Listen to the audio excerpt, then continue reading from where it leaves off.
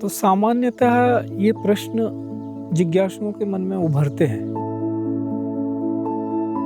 कि भक्ति का मार्ग श्रेष्ठ है अथवा तो ज्ञान का मार्ग श्रेष्ठ है।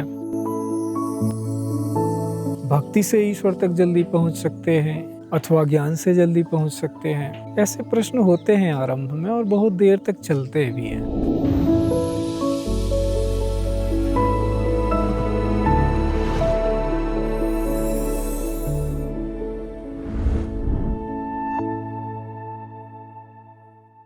गुरुजी, मेरा आपसे एक सवाल है कि भक्ति और ज्ञान असल में क्या है? क्या आप इस पे थोड़ा विस्तार से बता सकते हैं? इनके उद्देश्य की पूर्ति में तो अंततः दोनों एक ही हैं, लेकिन साधना भेद से अंतर है। भक्ति में आप ऐसे समझ लो कि जैसे कि हम कोई उत्तरदायित्व नहीं लेना चाहते। हमने अपने आप को पूरी तरह जैसे नदी में ना बहने के लिए छोड़ दिया है। जहाँ नदी ले जाए हम चले जाएंगे, जहाँ जीवन ले जाए हम पूरी तरह ईश्वर को समर्पित हो गए। ज्ञान में ये होता है कि हम तैर रहे हैं कि हमें उस किनारे तक पहुँचना है या वहाँ है हमारा लक्ष्य। तो इतना अंतर है। ज्ञान में जानने का सात्विक अहंकार होता है, तो फल की प्राप्ति की इच्छा भी रहती है। भक्ति में न फल की प्राप्ति की इच्छा है ना कुछ और है। उसमें पूर्णतः समर्पण है कि जैसे रहते जा रहे हैं वैसे रहते जाएं। ना तो हम किसी चीज़ के लिए चाहते हैं कि ये हमें मिले और जो मिल जाए उसको स्वीकार करते जाते हैं। तो गुरुजी, क्या ये कहना ठीक रहेगा कि भक्ति भावनाओं से ज़्यादा जुड़ा है और ज्ञान बुद्धि से ज़्यादा जुड़ा है? आरंभ में ये कह सकते हैं कि भक्ति भावना की वस्तु है और ज्ञान जानने से प्रकट होता है। उसकी आइडेंटिटी या अस्मिता कि मैं कुछ जान रहा हूँ। भक्ति में मैं ही पूरा समाप्त हो जाता है। तो ये बात तो है, लेकिन अंत में दोनों एक ही होते हैं। इन दोनों में से श्रेष्ठ कौन है? लक्ष्य भक्ति ही है अंततः। तो ऐसा नहीं कहा जा सकता है कि कोई एक श्रेष्ठ है, क्यों? उसको थोड़ा सा हमें गहराई से देखना होगा। ऐसे समझिए उसको कि ज्ञान स्वरूप कहा, जैसे जैसे भगवत्ता प्राप्त व्यक्ति को ज्ञान का स्वरूप कहा, और वही अगर भक्त है तो फिर हम उसको स्वरूप नहीं कहेंगे, क्योंकि वो कोई रूप लेना ही नहीं चाह रहा है। स्वरूप कोई चीज़ वो पूरी तरह की नहीं। हम तो जैसे कि सागर में बूंद विलीन होती है वैसे विलीन हो गए। ज्ञान में जो है वो सागर होने का बोध है कि जिस सागर की हम खोज में हैं अंततः वो मुझ में ही प्रकट हो रहा है। भक्त में ये भाव भी समाप्त हो जाता है। इतना अंतर है। ज्ञान तो भक्त को भी होता है और ज्ञानी तो ज्ञान के लिए कर ही रहा है, उसमें भी भक्ति भाव होता है। अंततः आरंभ में नहीं होता है। आरंभ में वो जानने की कोशिश करे, क्योंकि ज्ञानी भक्त तब बनेगा जब उसको ज्ञान प्राप्त हो जाएगा। तो इस तरह से आरंभ में अंतर है पर अंत में अंतर नहीं है। सो गुरुजी, आपने जिस तरह से कहा कि ये दोनों जुड़े हुए हैं, एक साधारण मनुष्य ना तो पूरी तरह से भक्त होता है ना तो पूरी तरह से ज्ञानी। उसको थोड़ा थोड़ा ज्ञान भी होता है और भक्ति की भावना भी होती है। सहज स्मृति योग में आप भक्ति और ज्ञान के बीच में संबंध को कैसे देखते हैं? तो जिनके मन में ये प्रश्न रहता है कि नहीं मैं तो जानना ही चाहता हूँ और जिज्ञासा गहरी है उनमें, उनके लिए कर्तव्य पहले आता है। जैसे वो अपना कुछ उद्देश्य बनाएंगे। सहज स्मृति योग की हम बात कहें तो वो कहेंगे कि समाज को हम कुछ देना चाहते हैं। तो जैसे उन्होंने विद्या दर्पण चुन लिया या कृषि दर्पण चुन लिया और फिर सोचा कि कुछ लोगों का भला हम इस माध्यम से करेंगे। वो ज्ञान के रास्ते से जा रहे हैं सहज स्मृति योग में। कुछ ने कर लिया कि नहीं, जो भी विद्या दर्पण चल रहा है हम तो उसमें स्वयं सेवक हो जाएंगे। हम उसका उत्तरदायित्व तो अपने ऊपर नहीं लेंगे कि क्या कर रहे हैं आप, कितने स्कूलों को, जैसे हम यहाँ पे मान लो 50 गांव में स्कूलों के लिए काम कर रहे हैं, वो नहीं जानना चाहते। जो भक्त हैं वो कहते हैं बस हम तो आए हैं, ये धन है ये लीजिए और ये हमारा टाइम है, बताइए हमें किस स्कूल में लगाना है। ज्ञानी है तो वो जानने की कोशिश करेगा कि किन किन स्कूलों में, किन किन प्रदेशों में आप काम कर रहे हैं। जहाँ जानना प्रमुख है तो वहाँ पे कुछ मान की भी संभावना है कि उनको मान भी चाहिए होगा आरंभ में। तो ये कन्फ्यूज़न जब होता है तब समस्या आती है।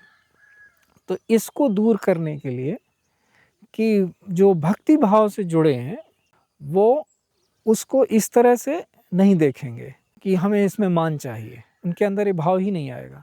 ये भाव आ रहा है तो इसका मतलब वो ज्ञान मार्गी हैं अभी।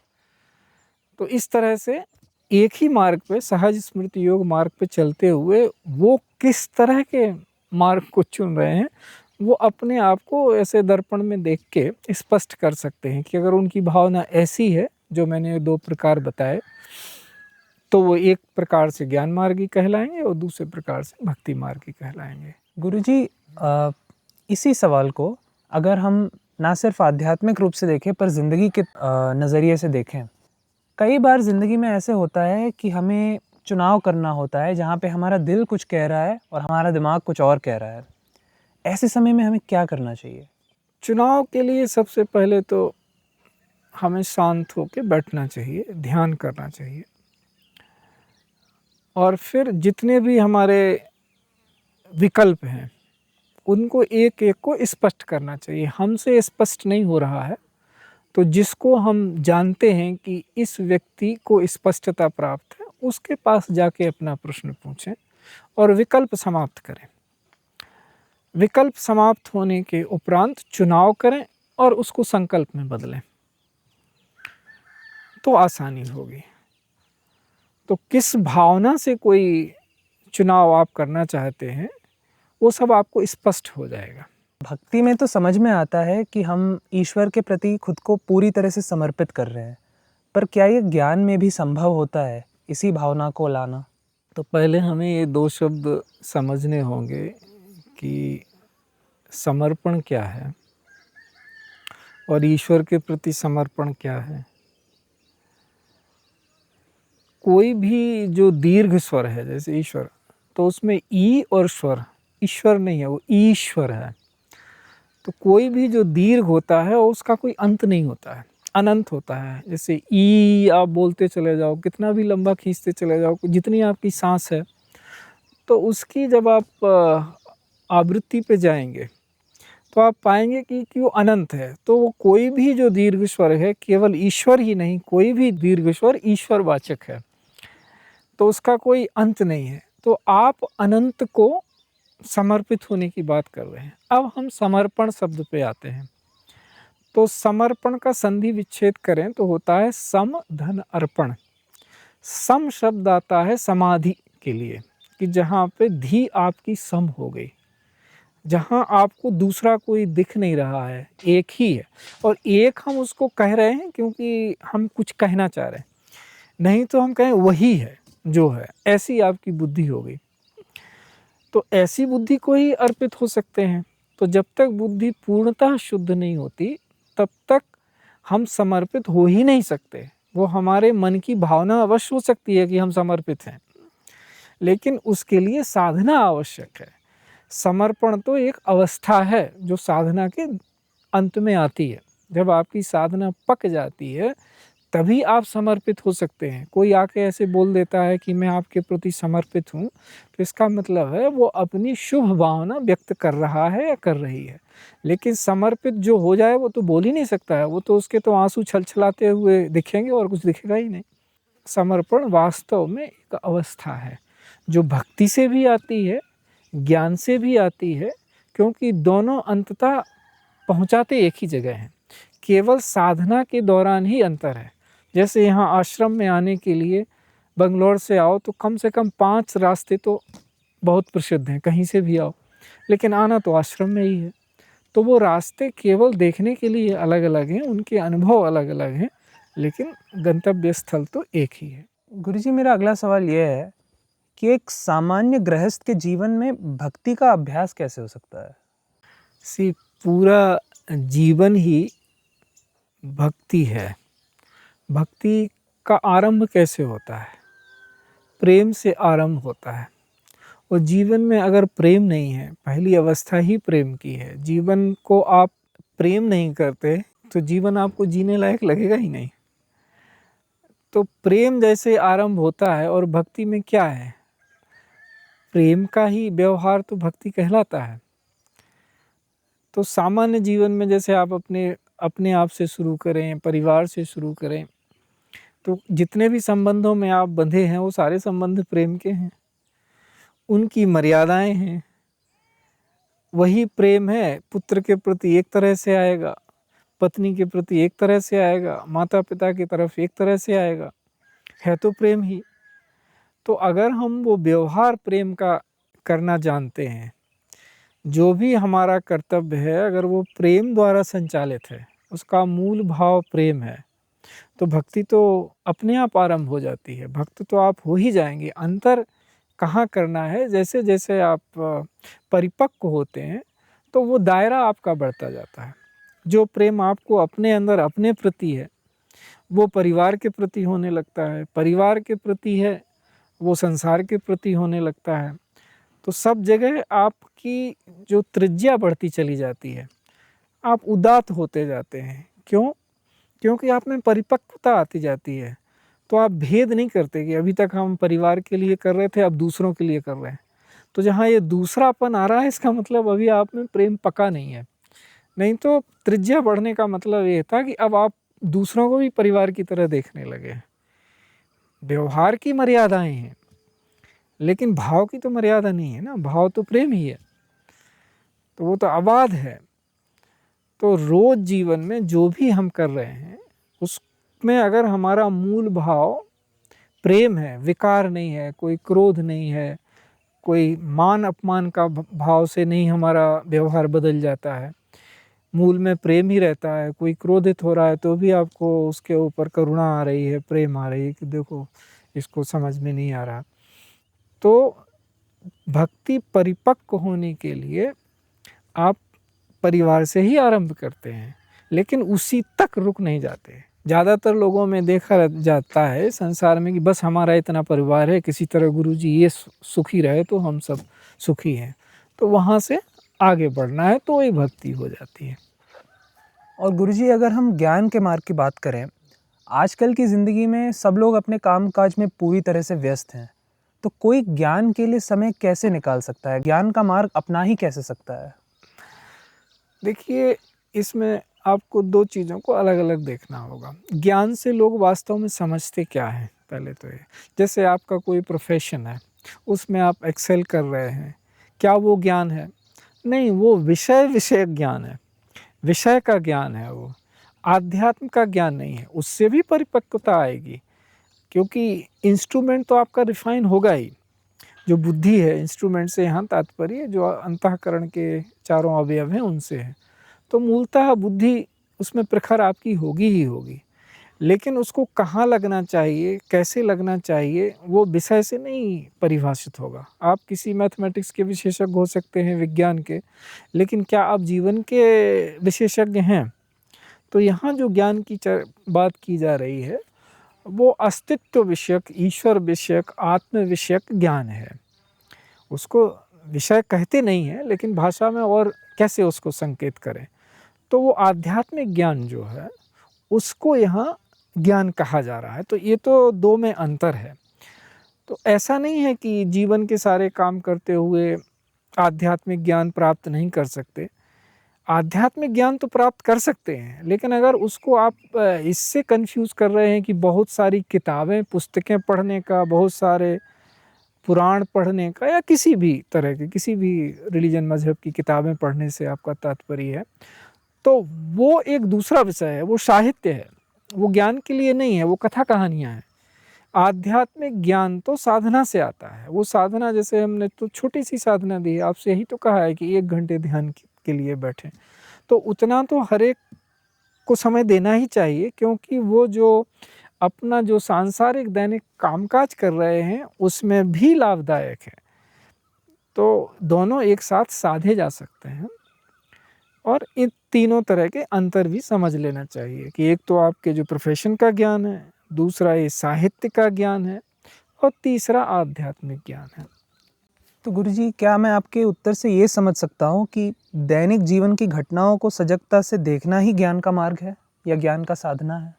नहीं, वो एक बहुत अच्छी साधना है, क्योंकि अंततः आपको सब कुछ जीवन में ही फलीभूत करना है। तो अगर आप सजग हैं, लेकिन सजग कितनी गहराई से हैं? बिना साधना के आप चेतना के बहुत ही फरो लेवल पे, बहुत ही उथले लेवल पे सजग हैं, तो आप उतना ही जान पाएंगे। लेकिन जब आप साधना में जाते हैं और अद्वैत अवस्था में कम से कम पहुंचते हैं, सम अवस्था में पहुंचते हैं, वहाँ से अगर आप जब देखना शुरू करते हैं जागरूक होके, तो वो साधना बन जाती है। और साधना का उद्देश्य भी आपको वहीं तक ले जाना है। मूल तो व्यवहार ही है। उथले स्तर पे जान के भी व्यवहार करेंगे आप और गहरे स्तर पे जान के भी व्यवहार करेंगे, लेकिन दोनों व्यवहारों में ज़मीन आसमान का अंतर हो जाता है। गुरुजी, मेरा अगला सवाल ये है कि ज़िंदगी में उतार चढ़ाव तो सबके पास होता है। मेरा सवाल ये है कि क्या ये जो सफलता और असफलता के बीच में अगर किसी को संतुलित रहना है, तो क्या ज्ञान का मार्ग ज़्यादा बेहतर रहेगा या भक्ति का? नहीं, वैसे कहेंगे तो यूँ कह सकते हैं कि मार्ग तो स्वभाव से निर्धारित होते हैं। अगर किसी व्यक्ति विशेष का स्वभाव ज्ञानोन्मुख है, तो उसके लिए ज्ञान ठीक रहेगा, और किसी का भक्ति उन्मुख है, तो उसके लिए भक्ति का मार्ग ठीक रहेगा। क्योंकि अंततः तो हम बारंबार यही कह रहे हैं कि अंततः तो दोनों एक ही जगह लेके जाते हैं, लेकिन साधना काल में या जब यात्रा हो रही है, उसमें उनकी प्रकृति और स्वभाव के आधार पर उनका निर्णय होगा। कुछ लोगों की प्रकृति भक्ति की होती है, तो उनके लिए वो श्रेष्ठ है। कुछ लोगों की प्रकृति ज्ञान की होती है, तो उनके लिए वो श्रेष्ठ है। और यदि किसी को ये पता नहीं है कि उनकी स्वभाव किस तरह की है, तो वो कौन सा मार्ग अपनाए? तो उनको लगता है कि उनको पता है किसी व्यक्ति को, उनके पास जाएं और अपना निराकरण करें और पता करवाएं कि उनका स्वभाव कौन सा है, उनकी प्रकृति कैसी है, और फिर उस पर चिंतन करें और देखें व्यवहार में कि वास्तव में वैसा ही हो रहा है कि नहीं। उनको अपनी प्रकृति समझ में आ जाएगी। तो प्रकृति तो समझनी ही होगी, क्योंकि चुनाव करना है तो स्पष्टता तो चाहिए होगी। तो ऐसे वो अपना चुनाव कर सकते हैं। तो गुरुजी, क्या आप आज की चर्चा को पूरी तरह से एक बार समराइज़ कर सकते हैं? तो ऐसे ही कई सारांश में हम ये कह सकते हैं कि यंग एज में, जो आपकी एज है इसमें, और इवन एडल्ट्स में, आरंभ में ये उनको भ्रम होता है, संदेह होता है कि ये भक्ति और ज्ञान क्या अलग अलग फल देने वाले हैं, एक से हम जाएंगे तो दूसरा हमसे छूट जाएगा क्या, तो ऐसे में कौन श्रेष्ठ है और किससे जल्दी पहुंच जाएंगे, किससे देर लगने वाली है। तो इस तरह का विचार होता है मन में। तो उसमें हम यही कहेंगे कि दोनों ही का ध्येय, लक्ष्य, स्थान जहाँ पहुँचना है, एक ही है गंतव्य, और ये अपने अपने प्रकृति और स्वभाव से चुना जाता है। और प्रकृति में अपनी ये देखा जाता है कि आपकी स्ट्रेंथ क्या है, मजबूती क्या है, ना कि कमजोरी या वीकनेस। तो उसी को अपना चुनाव बनाना चाहिए, वही मार्ग चुनना चाहिए। और धीरे धीरे जैसे जैसे हम आगे चलते जाते हैं साधना में, तो हमें ये अनुभव होता जाता है कि दोनों अंततः एक ही हैं। प्रारंभ में ही अलग अलग लगते हैं, लेकिन अपने गंतव्य में दोनों एक ही हैं। तो ये ध्यान रखना चाहिए। और जीवन में सब कुछ व्यवहार से समझ में आता है। जैसे जैसे हम व्यवहार में लाते हैं, चाहे भक्ति व्यवहार में लाएं, चाहे ज्ञान में, हमें स्पष्टता मिलती जाती है। तो वहाँ पे जो की वर्ड है वो है स्पष्टता। स्पष्टता से ही चुनाव करने में सहजता होती है, पूर्णता का अनुभव होता है कि हम में कोई संदेह नहीं रह गया कोई भ्रम नहीं रह गया चुनने में। तो फिर जो आप करेंगे तो आपका अटेंशन बढ़ जाएगा। अटेंशन बढ़ने का मतलब क्या है कि आप जागते हुए चलते-फिरते ध्यान की अवस्था में चले जाएँगे, क्योंकि अटेंशन ही तो है। जिस चीज़ पे आपका टोटल अटेंशन हो गया, तो ध्यान ही हो गया ना वो एक तरह से। तो यही आज का सार है कि जो भी चुने, पूरी तरह अपने स्वभाव को, प्रकृति को जानकर और पूरे संकल्प के साथ उसको चुनें।